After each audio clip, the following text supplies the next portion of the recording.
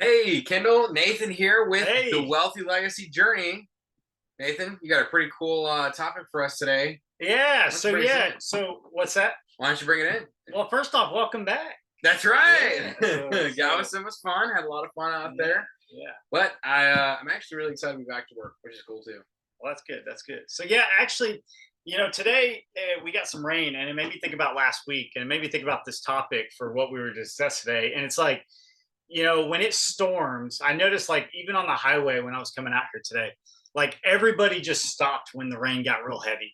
And I just think like what everybody's thinking. And it made me think about last week. And everybody in DFW knows like we got some crazy hail. And Kendall wasn't here, so I he, didn't he get in got to miss Galveston, it. so But we got some really crazy hail. And I remember it was last week, and it was like 10 o'clock at night. And all of a sudden, we're about to go to bed, and we just start hearing these poundings on the roof. And we ended up, having crazy hail and everything. And I was like, I'm one of those ones where I'm like, I got to go outside to check it out.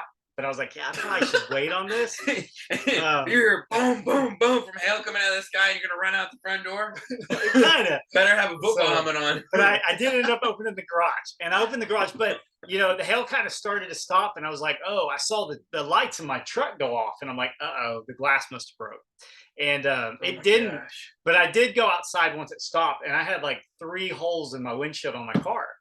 And I was like, well, okay, well, that looks like the worst that could happen.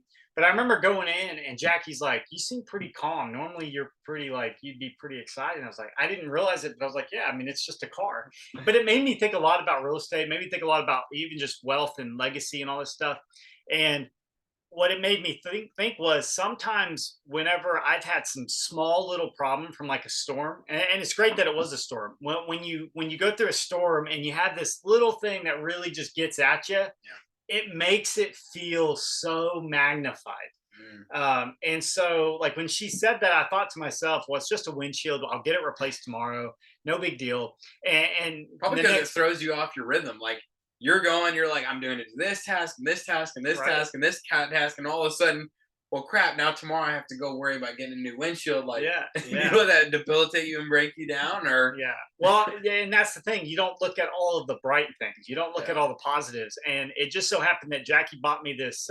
She bought me like a car cover that covers the entire car, like 5 years ago. I never used it, and so I went and covered it afterwards just to keep it there from you getting go. corded.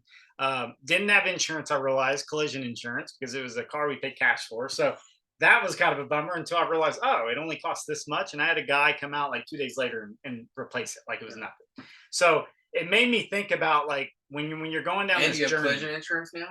No, I didn't. Oh well, I Yeah. was gonna say, look, there's another plus. You got collision insurance and don't pay that much, but Very true. maybe Very one true. day. Maybe one day. But anyway, so it made me think about the topic for today, and I thought like, when do we go through storms through our business, through life in general, where everything seems to just be magnified, and like, what do we do in those instances to where we can get overcome these things? So like, I learned a lesson just this past week where it's like, okay, yeah, we got holes. Yeah, I need to get a new roof, and then I thought the real like way to get past that was gratitude. Like I can be thankful that, oh, well, I'll just get a new roof. We'll get insurance to cover that. That's what my thought process was. We And then get holes in a roof I don't have holes, but oh, there's some good hail damage at up your there. house. Oh yeah. Oh, Oh yeah. So, I actually haven't yeah. even looked at my roof. And then even with the car, I thought, well, you know what? It's not that big of a deal because I have another truck that I can drive temporary while the car's getting fixed. So it just made me think like you just revert those changes. But a joke, yeah, I'll share this real quick, is sometimes the guys know, especially John, like there'd be times where if one property was going bad, I would just feel like shutting the entire company down. And I'd come in and I'd be like, hey, what do you think about just shutting down the company and just calling it a day?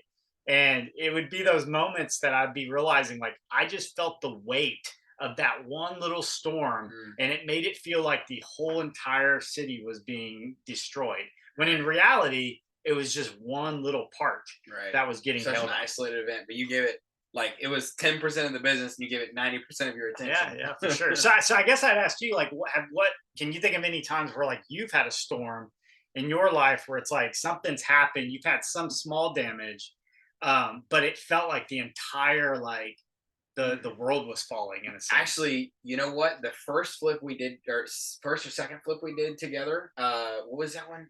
You talking about Gunnison? Gunnison? Oh, Yeah. Okay, so yeah. I'll give you the story of what happened. We're doing this house. We had like $18,000 to do the budget, 3 weeks to get it done. This is when you get stuff done a lot cheaper, pre-COVID prices. So anyways, went in, we were almost done, and this contractor gets not even just like upset at me, but irate when I told him like, hey, you've hit the end of your 3 weeks. Like, this is what you signed on for your contract. I'm not going to pay you until it's done. Like, I'm not going to be able to pay you any extra because of this. This is the initial contract we agreed to. And that's happened a couple times. We've found some good contractors, and there's also been plenty of contractors who don't do well when push comes to shove. But anyways, so we get to the end. This dude's like totally ticked off, and he just walks out. I can't get a hold of him. We have met our budget. We didn't have any more budget. I've got a little bit of construction background, so I knew what this meant. Kendell, it's time to put your hard hat on and finish the job. Yeah. And so I go over there. Well, I can't remember how we found out. I think it was Mr. John went and walked. It was like a pre-closing check, like literally thing. I mean, paint, floors, baseboards, everything was done. Yeah. And he goes to run the shower in the master bathroom, and he goes, hey, why isn't this draining? And like, I know for a fact that this drain was working just fine, just like a week prior. So like, there's no way, like maybe it's draining slowly, but he says it doesn't even look like it's going down. I said, you know what, just leave it full. And make sure the drain is unplugged. It's not holding it just from the drain. And I'll come check it out. So then I go check it out like a day later, and I mean, water hasn't moved a centimeter, completely to the same spot. And I'm like, this has to be pretty serious. So I have a plumber come out. Yeah, I do remember that. Marco. I think he broke his snake, and then he used my snake. He broke my snake. We were like, what the heck is this? Well, do you mind if I stop you right there? Yeah, go for it. If you could remember, because this is one of I don't really want to remember it, to be honest with you. But if you could, what people like at that moment when you knew that happened, and whenever the plumber came and he broke his snake, could you remember how you felt? Like, what was that feeling at that moment? Could you say that exact moment changed your perspective on what you want to continue doing? How you did it? Did it make you feel like you didn't do a good job? Like,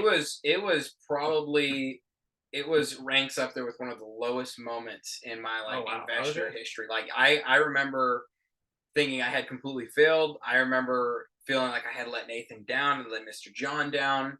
I had a couple of bad flips in a row there, and so it was just not helping. On that front, I felt mounting pressures to be able to perform, but yet I wasn't able to meet these goals. And I mean, yeah, I honestly, like, it affected me personally. It affected my life at home.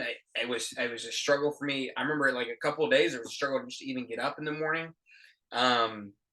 Until it's probably my wife. I ended up having a perspective shift. Maybe we just had a conversation. She encouraged me, whatever.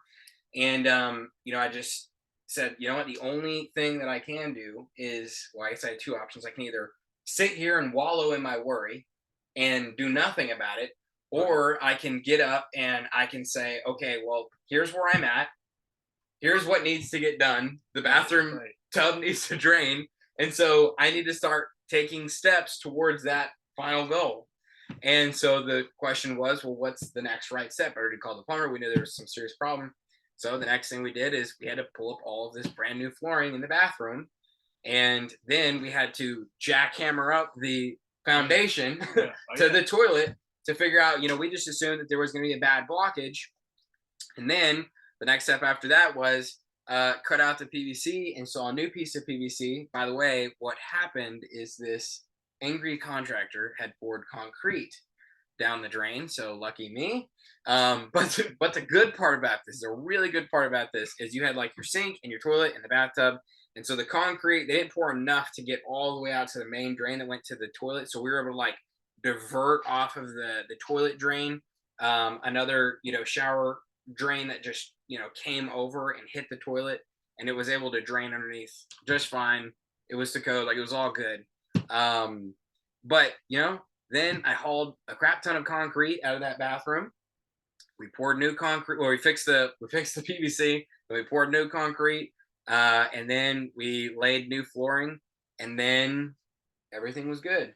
And looking back, it really wasn't that expensive. It only took a few days to fix, Yeah, yeah. but it felt honestly like the end of the world at that moment. Right. Yeah, and it's funny because from we were from the perspective of owning it, and so at the same time, I was kind of like irritated, but I wasn't like I didn't feel probably the way you felt because I think you probably took that personal. But what's funny is from a different perspective, just going back to that, I remember that, and I think when you look at that property and what we did, if you put it from a bigger, like if you were going to look down on that from a previous and see the whole thing, you'd be like, and that thing made this much money in profit. And that thing seems so minor when you compare it to the bigger goal. And even one other thing I thought about was that was, I think, whenever I remembered you bringing up that your sister would help you cat. And I was like, really? To me, I didn't know anything. So I'm like, well, okay, are you sure you guys can get it done and finish the checklist and all that stuff? But that even opened up doors, I think, for her to It do did, more yeah. with you. And so It it's did. just like when you look at the positives, it just Created goes a back. whole new opportunity. Yeah. And so I just think like that's kind of what this reminded me of. And when she told me that this week, it's exactly to that story. And I just think we go through that so often we don't realize it. It may seem like such a downer moment, Mm, but in reality, it's to me, I believe, and I think maybe you believe the same, right? Like that, I believe that an enemy wants us to not move in a forward direction. right, He wants that feeling of me saying, "Shut it down," right. because if I shut it down, what am I doing? I'm maybe getting comfortable, and I could be like, well, I can get comfortable. We're good. Like I can, we Right. can live off this. No big deal. Like what we currently have. But the reality is it affects all these other people, Right. and it affects the legacy, right? It affects that journey of us going down and Well, and getting let's to say this one of point. those tough mornings when you came in and you had just shut the whole business down at the very beginning. How many jobs would that take away that you've been able to create up to this point? How many partnerships would that take away that you've been able to be a part of up to this point in business? Like, how many different ways have you been able to even provide and help other people because you didn't give up, right? Yeah. Including your own family, and then also the different ministry opportunities you're able to, help push towards the portfolio giving and stuff like that. Those things wouldn't have happened if you had let this fear of the unknown stop you. Right. Right. And Right. I Right. just yesterday I made a post. I said, the difference between most people is they are driven by the fear of the unknown. Whereas us as investors, what sets us apart and allows us to be profitable is we're able to look past the fear of the unknown and see the potential market opportunity on the other side of that unknown. And instead of saying, hey, instead of running away from the fear of the unknown, I'm going to run Right. towards the opportunity on the other side of the fog. Yeah, and that reminds me of just what you said. I think it was 9/11. Where they said like when that happened, the officers ran towards it. The Mm, people that were actually there to like save lives, they ran towards it instead of running away from it. right. And that's what it kind of reminds me of. Where in a way you're going to run into danger, and that's why like this was such a big deal for me because I'm sure a lot of people can relate. I hope that you can relate with this because a lot of times you may not see this out of me. And it was just like last February that I remembered a specific property really just overwhelmed me, and it felt like we were going to get sued. We had closed on this property. Post closing, there was some water leak, and we had those freezing pipes, so we didn't Mm, really know about it at all. And then they wanted all this done. They wanted the house to be rebuilt. Bottom line is we ended up getting insurance to take care of it, and actually when I look back on it now, I'm like, how silly was it that I felt what I felt? mm, But you said something that related. I didn't want to wake up. Like when I woke up, I didn't want to get out of bed. It's right. that feeling like, and I still remember calling Mr. John. And I was like, hey, meet me at Waffle House on Monday morning. And we actually went to Waffle House before we went to the office at like 8 o'clock. And I remember just having that conversation with him where it's like, we've got to pivot and change some stuff. And that's okay. Like you're gonna have to pivot. So like I guess that would be the next question I'd have. Like, has there been times where something's happened like that, or like what you described, where you immediately knew, okay, this is something that I know is not going to stop me from moving forward, Mm. and then you had to pivot into that. Could you Yeah. think of something where like that might So have happened? first flip I did, This is uh, the one Bright, that the bright, Bright. bright, yeah, Yeah. yeah, okay. They you're gonna laugh when I say this. They I got flagged by the city for not pulling permits. Oh, okay. Yeah, And yeah, yeah. so We've hit that they road. said, yeah. So they said, okay, you shut down work. That was also another terrible point. And so I had two options. One was, okay, from now I'm going to do the right thing and start pulling permits. The other one was, I'm never going to pull permits ever again. It's not going to get caught. So I'm just kidding. I'm like, no, no, I thought it was kind of funny. But wait, let's go. What was your exact question though? so just like when that moment happened, what would you say like you realized like immediately because you something where you could say you did well in the moment of feeling that storm to where you were able to pivot right away and be like, okay, Okay. I know that this isn't going to Yeah. stop me from moving forward. So, well, that would actually probably be after my home option. So when we got done flipping, or we were flipping together for a time, and after that, I went into internet marketing, the Russell Brunson thing. I've talked about this a little bit before. I tried to start up a company called My Home Option, and when I started into that, my commitment to myself was I think I wasn't going to spend any more than like I think it was like 40 grand in a year between the coaching and what I invest in the business and all that kind of stuff. And so anyways, I had broken a little bit past, my cap. I was almost to a year. And I had to look at, what was next. The company wasn't really growing at all, but the little bit that it was growing was just in a complete opposite direction of where I wanted to go. Learn some amazing things in the world and the scheme of like marketing and stuff like this, but the company itself wasn't going the direction I wanted to go. And so, I ended up pivoting and I actually went and talked to my dad who had, traded successfully at some points, not successfully at other points in the stock market. And I remember asking him, I said, what I had learned in flips was the most profitable way to approach flips was to have a system. That's something you do over and over and over again to where it's not even emotional anymore. There's Right, literally right. no emotional decision making happening. It's the same colored paint. It's the same floors. It's the same roof. If we do a new roof, it's gonna be the same type of roof, same contractor. Like it's just simple, straightforward, cookie cutter. Boom, boom, boom, boom. That's how my brain thinks. Um, so I went to my dad and I was like, "Could we do this for training strategies?" Because the reason that he hadn't been profitable long term was that he would start making money, then he would get emotional about trades and start making poor decisions against what he knew should be the rules that he should have followed. He was making different decisions than what his rules said to do, right? So inside of real estate, that might be buying It's pretty outside of good. our well-defined buy box, Right, right. and in stock investing, it's selling when we shouldn't sell or buying when we shouldn't buy. And so that formed the idea of, hey, well, what if we created an algorithm based on all the knowledge that you had? We're going to create an algorithm. The computer is computer driven, so it's making logical, fact based decisions. It's either one or zero, and it's going to trade based on that knowledge. We've been doing that for about 2 years now, and we're almost to a place where that's looking like it's going to be extremely profitable venture that we started 2 years ago. But I could have walked away from my home option and just said, you know what? I've invested a lot of money into this. Right, right. And, it was a huge whammy to my pride. I had told a lot of people that I was doing it. I had invited people on to, you know, co host a couple of different events with me. And it felt like I had just not even let myself down, but I let my family down that I had spent that much money on this new opportunity. It didn't Right. work. I felt like I had let all these people down that I had told, this is what I'm going to do. This is the direction that I'm going.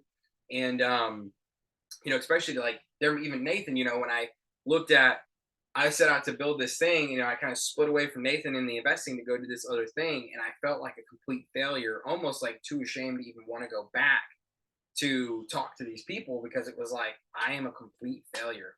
And I almost let myself wear the identity of I am a failure right here on my shirt. And I had to have a perspective shift and say, no, I'm not a failure. I went through something that didn't work, Right, and I right. have to learn from that failure so I can do better next time. And that's led to a whole lot of new opportunities. Yeah, no, for sure. That's great stuff. And it's funny because what he's referring to is something that I actually will a lot of times tell him, and I've told him recently, like he's so good at the stuff that he learned within the My Home option. Like if I was gonna pinpoint something like this is like the epitome of Kendall, this encouraging, motivating person who's genuine and is able to share and convey a message. And so I actually, it's funny because once again, it goes back to perspective, somebody else being able to see it. But I'm glad you're able to share that. And it made me think about like kind of what this week coming up. what we're going to kind of like what we can do to focus on, and even just give anything out there to you. But the one thing that I really took from what you were just telling me was that even though there's emotional decisions, to have that rule, that set of rules and those parameters, not to stray from those, because you don't want to let those emotions control you. Right. You want to be able to still have those emotions, but as long as you have these things in place, it controls those emotions in the sense like it doesn't let the business go into its own way. So Right. I guess I would be thinking about that. Like, what could we for this upcoming week? How do we apply that into our business or in our life? How do we apply that same model that you just said, where it's like, okay, what are these processes? What are these rules? And not letting your emotions dictate those rules. Uh, I guess I'll just quickly. I think about something, and one thing we've been doing is like a family meeting, and we've been doing that like every week, a certain time. And sometimes when you do something like that, it feels real awkward, and you could easily be like defeated, to where it's like, oh, this ain't working. Kids aren't like paying attention, but you still do it because you have these rules in place. And so we're actually going to do something where we're going to be picking up and doing a daily like fellowship time as a family. And I already was thinking like it's going to be, if we do it too much, it's going to be distracting, but the emotions are what get me. So I think for this week, that's what you can hold me accountable for, is like, we want to be able to start this and be able to do it, and regardless of how I feel it's going or how it feels for any of us, as long as we stick to doing it, we know it's going to build something way bigger. Once again, wealthy legacy journey, like that's what wealth is to me within our family. So consistency is the key to success, right?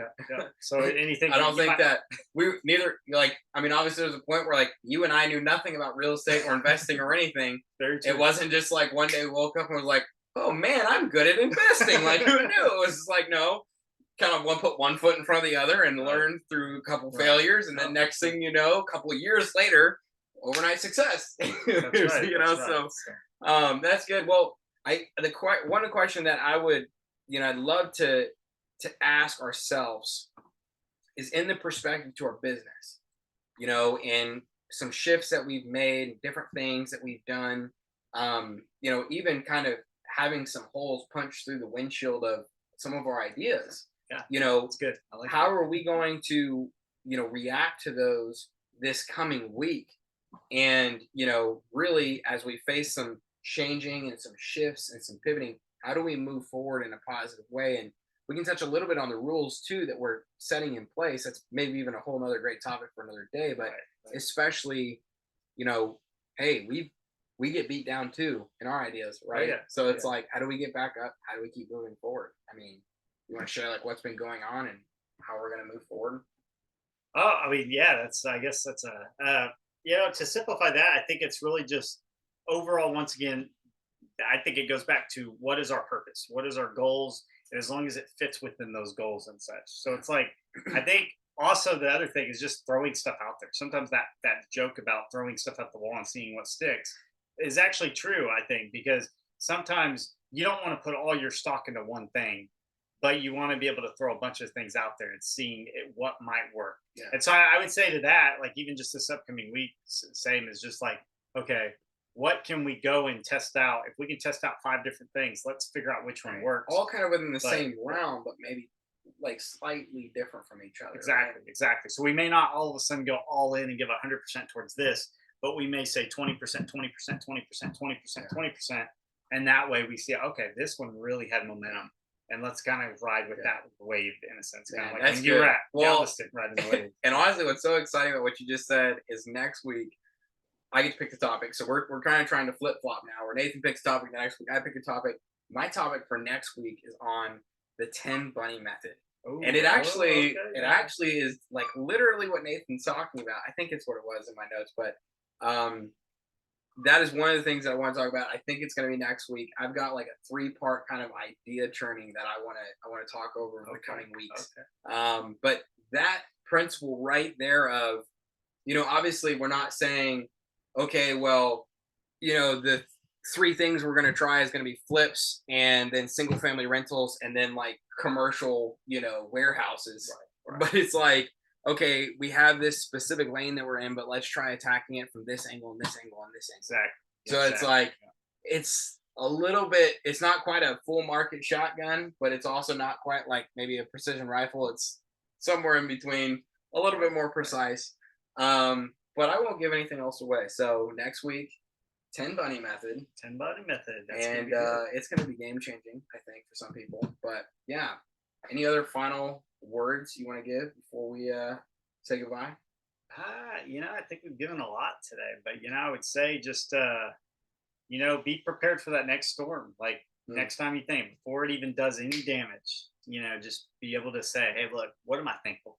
So I'd say go back to the gratefulness, gratitude. So I think my final thought would be, what happens when a storm passes? There's rain in the ground and there's lots of opportunity for new growth. So almost be excited when you hit a storm for the new growth and the new opportunities that probably await you on the other side of the difficulty, as long as you persevere and push through the storm well.